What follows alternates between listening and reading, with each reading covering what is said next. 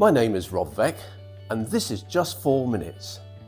Today we introduce you to Dennis Dawes, who is our Neighbourhood Watch leader, and PCSO Owen Reeves, both interviewed by our Parish Council Initiative Champion for Safety, Jacqui Hadley. And next Wednesday, the 21st, there is a Neighbourhood Watch open meeting at 7 p.m. at the Michael King Pavilion Recreation Ground on the main road.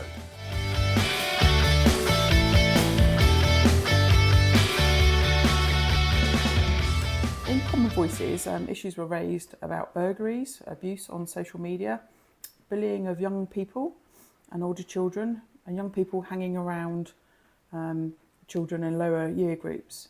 If you see or are affected by any of these situations, what should you do?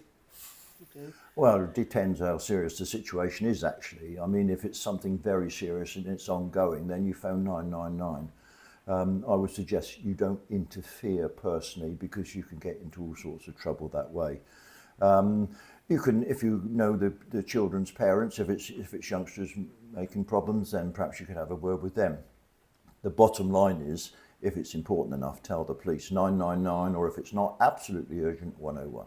Okay, so how can people be involved in Neighbourhood Watch, and how much commitment does it involve? Well, I mean, I've only been into it or involved in it for the last few weeks, but you do as much or as little as you can. I mean, we appreciate that people are working a lot. They've got young families or they've got elderly relatives, so they're trying to keep a job going.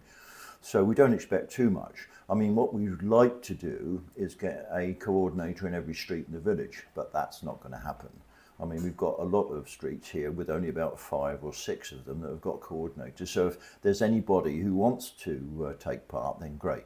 But I will say that given the explosion in recent years of social media, we'd be foolish not to use that, and we are. This is an example. The Parish Council send out through their clerk an email on problems or other things that are happening in the village, and we've now started using Facebook and WhatsApp to let people know what's occurring. So it's not a matter of walking up and down the street with a leaflet and checking on houses and things. It's now something that we can do reasonably comfortably. So that moves on to my next question. Are there any areas in Colden Common that are not currently covered by Neighbourhood Watch? Most areas, in fairness. I mean, it's a shame, but what I'd like to do, I don't know if we're going to be allowed to do it, what I'd like to do is put Neighbourhood Watch posters or signs up on the approaches, these new gates that we've got to the villages, and make the whole village a Neighbourhood Watch area, because there's no doubt to an extent it does have some effect on people coming in and committing offences. So how big is your working patch, and how do you connect with our community? I'm based at Bishop's Waltham as part of what we call the neighbourhood policing team. My patch from Bishop's Waltham, we cover pretty much up to Twyford. We also go into Denmead, pretty much in the Waterlooville, Whiteley, Knoll kind of area, and down to Westmeal as well. My particular areas are Twyford, Colden Common, Daddy, Curdridge, Osselbury, Upham, and then down to the areas to do on the Westmeal corridor, Exton, Westmeal, and Warnford, those type of places at the moment. So we cover quite a large area out here, but not particularly bad area, and we kind of have our problems come up and down, and we move where we need to be.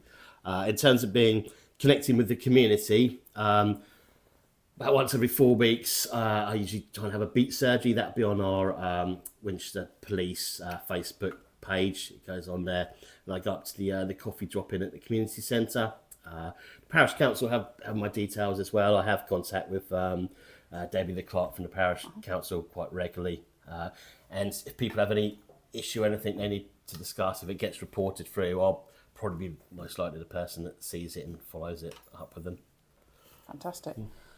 So what should we do if we see something happening in the village that seems like from a spectator's point of view, not quite right, such as dealing with concerns about welfare of an elderly resident or drug dealing or something like that? Yeah, if you saw something you're just not sure about and you just think it's a bit out of place, if you've got any details, probably fall into categories of what we call like a suspicious incident, maybe initially, or if you're talking about elderly people, it might be something we call like a concern for welfare, something that's not been seen for a long period of time, or something like that. It falls into, you've got several ways you can contact police. These ones don't sound like necessarily be an emergency at the time, but the 999 classic is there for something happening there and then, someone breaking into a place, traffic accident, someone being attacked, any emergency, 999. Otherwise, for those incidents, you can either contact 101, non-emergency police number, give the details, or you can go onto Hampshire Constabulary's website, and they've got a bit on there that says, report, tell us about something, or report an incident. You can go onto those drop-down menus, put all the information in, and that will come to us. There's one other method. If it's something like you said, you suspect some drug dealing or something like that, and you're a bit worried, you don't really want to give your details out at all, you can give anonymous information to the police, and that's on something called Crime Stoppers. And I'll just read you out. Again, they have a website if you just look up Crime Stoppers, but their phone numbers 0800 555 111. And you can phone that number if you need to and give anonymous information. That will get fed back to us as the police. Fantastic. And do you have one tip that you would suggest to residents to keep our village a safe and happy community? Difficult to put it into one thing, but I think just trying to be considerate of other people and just giving a bit of thought about what other people might be going through, or just trying to show some basic consideration. And part of that falls into then just keeping an eye out for people, like I said, the instance of if you haven't seen an elderly person for a while, or something seems out of place, or someone seems in, out of sorts and trouble, just going on and saying hello to them, just having that basic kind of compassion type stuff on there to make it a better place. Brilliant. Thanks, Owen. Right.